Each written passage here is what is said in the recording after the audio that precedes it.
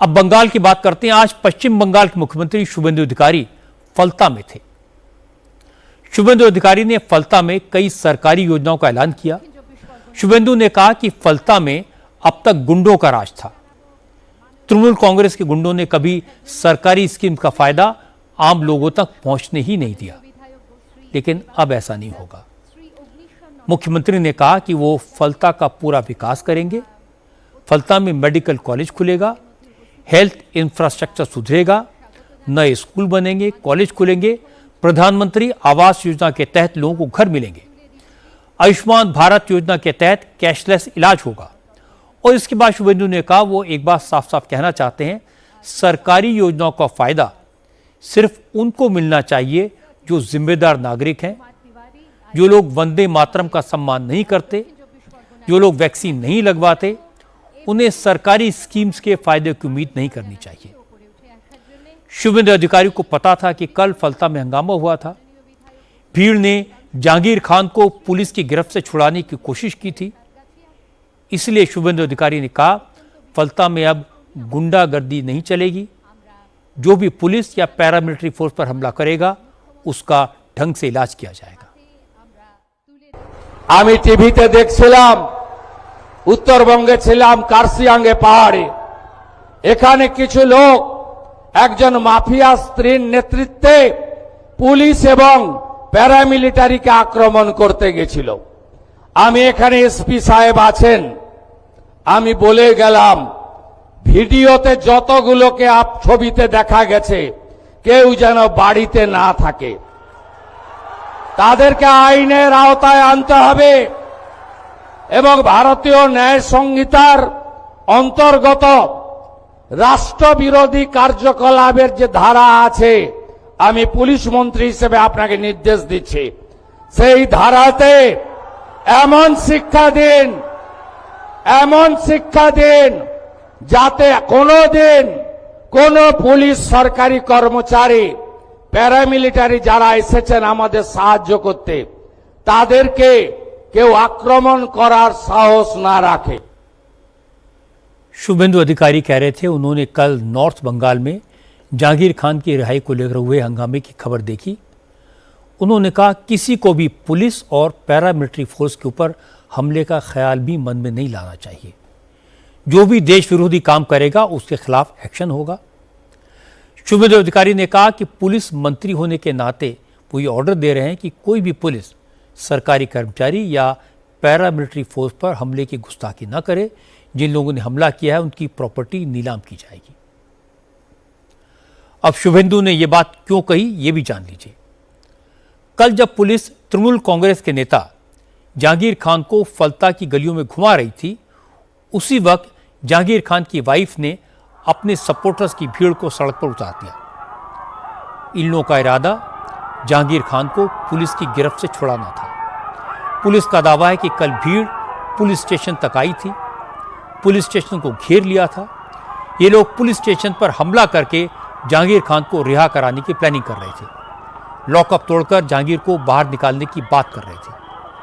Police को जैसे इसकी भनक लगी तुरंत सेंट्रल फोर्सेस को खबर दी गई।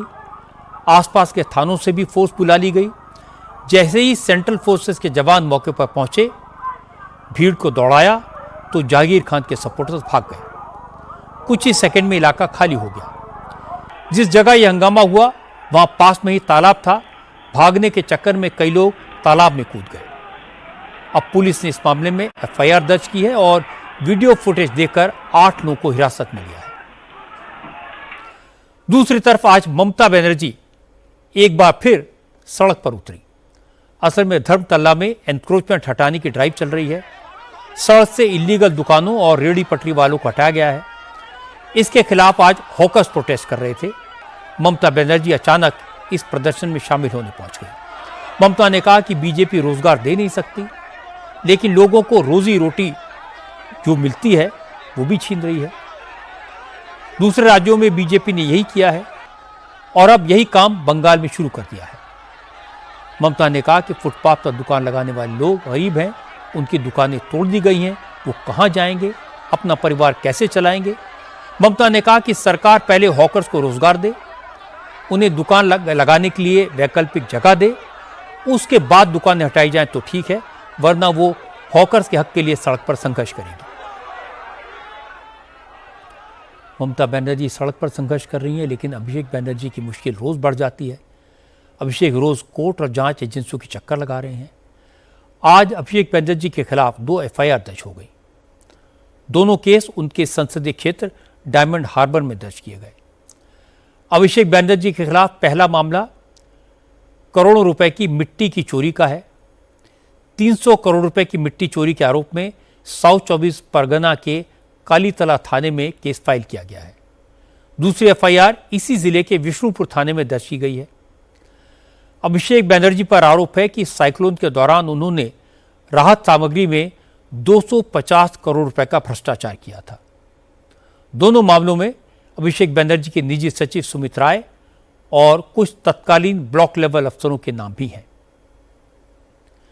तृणमूल कांग्रेस के दूसरे नेताओं पर भी एक्शन हो रहा है। ममता सरकार में मंत्री रहे उदयन गुहा को आज गिरफ्तार किया गया। उनके खिलाफ चुनावी हिंसा और करप्शन के आरोप हैं। उदयन गुहा नगर विकास मंत्री थे। उन पर हाउसिंग फॉर ऑल प्रोजेक्ट के तहत लोगों को मकान दिलाने के नाम पर पैसे वसूलने का केस दर्ज किया गया है। लेकिन तृणमूल कांग्रेस के नेताओं ने कहा अब बंगाल की पुलिस बीजेपी के इशारे पर टीएमसी नेताओं के खिलाफ झूठे केस बना रही है। तृणमूल कांग्रेस के नेताओं के खिलाफ बदले की भावना से एक्शन हो रहा है। उदयन गो के अरेस्ट किया, ये तो एक विंडिक्टिव चाल है। यही तो बीजेपी के सरकार कर रहे हैं। अपने काम कुछ नहीं है, विरोधियों को पीछे लगना, यही उनका कायदा है, वही कर रहे हैं। एनसीपीआई कोई पार्टी है नहीं। ये सांसद लोग एंटी डिफेक्शन लॉ अवॉइड करने के लिए एनसीपीआई के पैर में जम दिया। आज टीएमसी के लिए एक और बुरी खबर आई। कोलकाता में तृणमूल कांग्रेस को अपना ऑफिस खाली करना पड़ा। दरअसल कोलकाता में पार्टी का जो ऑफिशियल जगह है वहां पुरानी बिल्डिंग तोड़कर एक नई इमारत बनाई जा रही है और 5 साल से तृणमूल का ऑफिस कैनाल साउथ रोड से चल रहा था। ये बिल्डिंग मनोतोष शाह की है। उन्होंने तृणमूल कांग्रेस को अपनी बिल्डिंग किराए पर दी थी। ये कॉन्ट्रैक्ट पिछले साल ही खत्म हो गया था, लेकिन बंगाल में ममता की सरकार थी, इसलिए न तो किराया मिल रहा था, न मनोतोष शाह की इतनी हिम्मत थी कि वो तृणमूल कांग्रेस से बिल्डिंग खाली करने को कहें। सरकार बदली, वक्त बदला तो मनोतोष शाह पुलिस के पास कंप्लेंट करने पहुंच गए। अपनी बिल्डिंग खाली कराने की गुजारिश की। पुलिस ने तुरंत एक्शन लिया, तृणमूल कांग्रेस को नोटिस भेजा और बिल्डिंग खाली करने को कहा। असर यह हुआ कि कल रात में ही बिल्डिंग से सामान उठा लिया गया। टीएमसी के नेताओं ने भरोसा दिलाया कि 1-2 दिन में मनोतोष शाह की बिल्डिंग पूरी तरह खाली हो जाएगी।